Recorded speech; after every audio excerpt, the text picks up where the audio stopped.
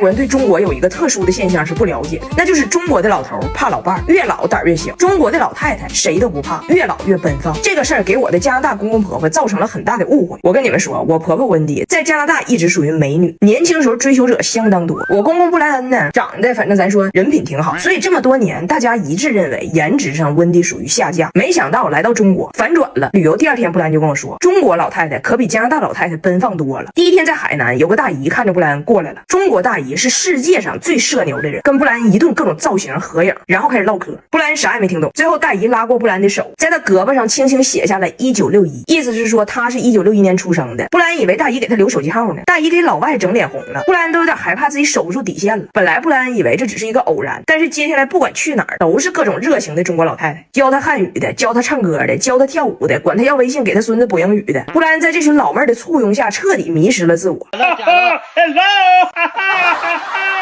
就开始跟温迪嘚瑟，说温迪到目前没有一个老头搭理他。这说明什么？说明中国人的审美和加拿大人是反的，温迪在这儿是磕碜人，神经病。那温迪对自己颜值这一块那能服吗？第二天也去勾引老头，但是温迪发现自己的魅力在中国老头这儿完全失灵。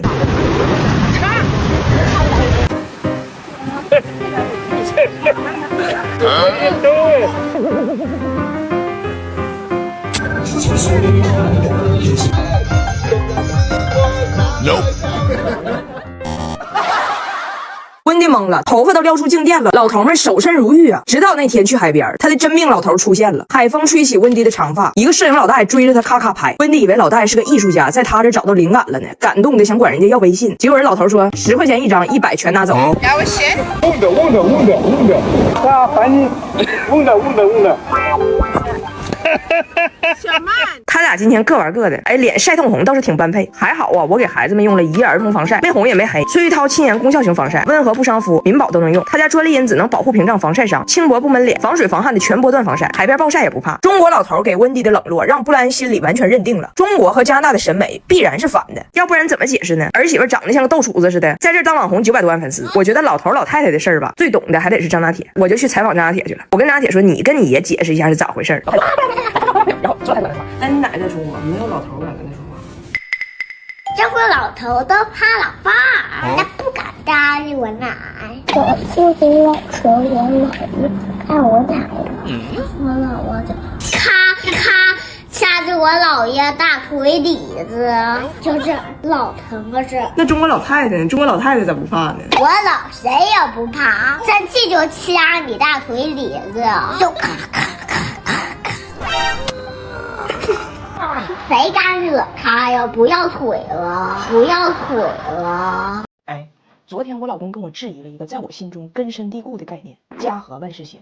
他不认可这个事儿，引发了我的深思。咋回事呢？昨天俺家拿铁溜进了贾奥达的卧室，把贾奥达组装的小恐龙给拆了。人贾奥达本来在客厅看电视呢，都没发现。我大胖媳妇贼拉欠就过来了，你看看你的龙吧，让小弟给拆了。贾奥达回屋一看，嗷家伙一声，把拿铁当场给拎出来了，给拿铁吓哭了。我妈看着这一幕，赶紧冲过来，冲姐姐说：“弟弟小，你别跟他一样，你给他整哭干啥呀？让你妈必须给你买个恐龙啊！你别让弟弟哭了，让着点弟弟的，让着弟弟啊！”贾奥达呢，本来自己精心组装的东西就坏了，现在又莫名其妙被告知的无条件让着弟弟，那更委屈了，嗷家也哭了。我老公就跟我妈说：“孩子的问题你得让他俩自己解决。姐姐面对这个事儿就俩选择：一，接受你的弟弟肯定会搞破坏，那你接受了以后你就别凶他；二，不接受，我不想无条件让着他，那你以后就把自己东西全收抽屉里，或者你出你卧室你就关门。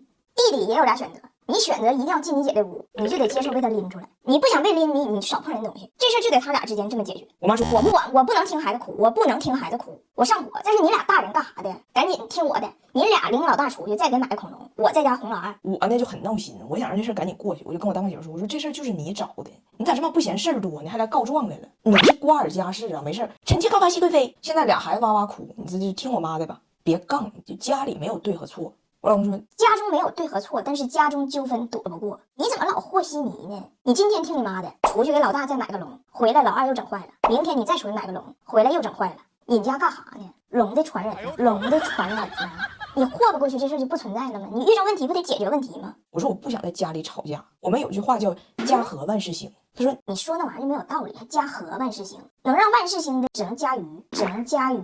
但是我告诉你，最近汉语我可进步了。家和万事兴这个和字还念和，利和稀泥，它的意思就是以不得罪人为唯一目的，让问题无限循环。利张彩玲此时，你现在的方法论就属于家祸万事兴。然后这个事儿就引发了我一点深思，我就想起来我第一次和我婆婆发生冲突，就我第一次去加拿大的时候，我做菜的时候菜板子用错了，就在切菜的菜板上切肉了。我婆婆就很直白的说了一句很不好听的话啊，你们亚洲人这么做可能还好，我不知道，但是如果我们这么混用，我们可能会死的。我当时听了非常不舒服，但是我确实也是用错了。我以为我老公肯定会跟我说，哎呀，我妈岁数大了，思维给改不了了，她也不是坏心，就这种话就把这事霍吧过去。我没想到大胖媳妇直接跟他妈说，哎妈，你有没有想过，你说这个话的时候，把咱们这个物种说的如此脆弱，并不显得你比人家高级，只是显得咱们没有人家进化的好，活着费劲，易灭绝。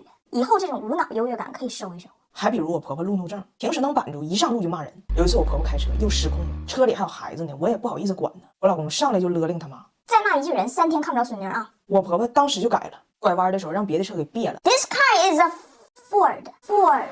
她对她妈这样，我确实不上火，有时候还有点小过瘾。但是她对我妈这样闹心的就是我。只要打小的时候，我们要出去吃饭，我妈当时刚买了一辆新车，就车的后座都用她那个车套给罩住了。这样的话呢，就安不进去儿童的安全座椅。我妈说没事，开车就5分钟。我老公说，哎，无座椅不出行。我妈面上就过不去了，俩人就僵持了，我就又闹心了。我说老公，咱别犟，不远，要不你抱着孩子走去吧，咱别跟我妈吵架，行不？我跟你说过那句话，孝顺，想孝得带点顺。我老公说，我记着那句话，哎，孝顺，想顺得带点孝，带点孝。你先别跟我说这个，你问题你不得解决吗？我今天是可以抱孩子去饭店，那明天去机场呢，我也走去啊。我妈说，这铁岭城市小，也就开20迈，能有啥事儿？我老公说，你开20迈，那撞你的人要开200迈呢，一样没。然后我关于这事儿有个什么小反思呢？就他这样肯定是让我很操心，但是他的逻辑呢，就是我不怕眼下要发生冲突，即使是在家里，即使是跟长辈，然后呢说明白就完事儿，这问题就解决。这种方式呢，确实避免了很多问题，就一而再再而三磨磨唧唧发生。所以以后呢，我也少和稀泥。家里和和家里和确实是两码事儿，你觉得呢？今天我们就好好聊一聊我家这个外国人回国以后发生了哪些深刻又微妙的变化。酱油12克，醋8克，料酒15克，开始。起锅烧油，中少许姜，少许，扒拉，放豆芽，酱油少许，醋少许，巴拉，炒至端上。炒没炒几分钟啊？不知道，凭感觉。你咋的了？你咋的了？脑炎子刺了疼，我的牙滋儿疼，我的肚子顶劲儿疼，我这脖梗子隐隐儿的疼。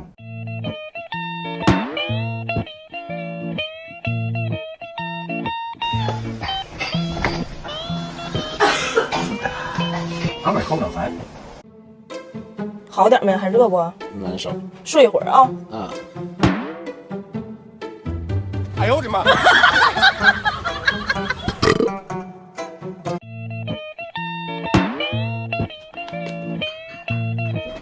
对不对？不给，你吃你的，我吃我的。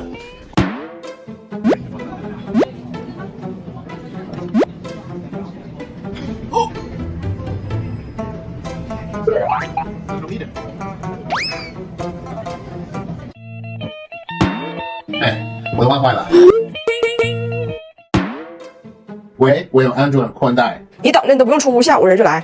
Later，安装好了啊，那当然了，中国移动宽带上午打电话，下午就能安，上门快，服务还好。移动宽带最高可达1000兆，同时非常稳定。中国移动宽带的用户已经超过了2.3亿，宽带业务这个方面全国规模领先。2023亿是啥？啊，对，我忘了，亿这个概念对你有点陌生。2.3亿呢，就是你加拿大所有的人加一起乘以6，还不如用中国移动宽带的家庭多呢。就是这么一个规模吧，属于。回答多少钱？哎，就拿这个。别夸我。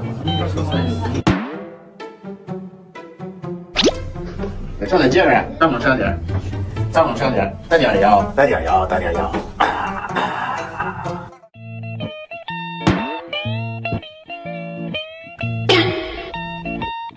呦我的妈！进，你别客气，别客气，我就坐这儿，我就坐这儿，这边。哎，别客气，我就坐这儿，我就坐这儿。这边。哎呀，怎么这么客气哟？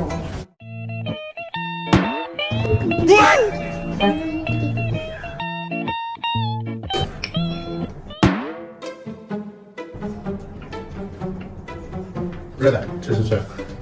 哎，不知道的。哎呀，肚子吃，肚子吃。要个酸菜鱼吧，好，要一个那个核桃小。好。